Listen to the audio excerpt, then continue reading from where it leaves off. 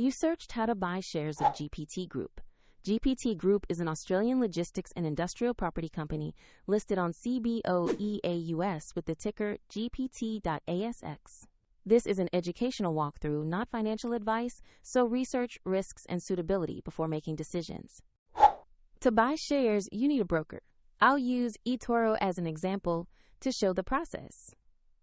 After signing up, you will usually need to verify your account with an ID and add funds before you can place trades. Use the platform search bar and type the ticker GPT.ASX to find the listing. Select the result that shows CBOE AUS to open the correct stock page. On the asset page, check the company summary and the price chart for context. Make sure the exchange is CBOE AUS and the ticker displays GPT.ASX to confirm you have the right security. Click Invest or Buy, enter the amount you want to purchase, review the order details, and confirm the trade. If the market is closed, your order may be scheduled as a market or limit order, and if you lack sufficient funds, the platform will prompt you to add money before confirming. After the trade executes, the new position will appear in your portfolio. Check the video description for the eToro link if you want to follow the same steps.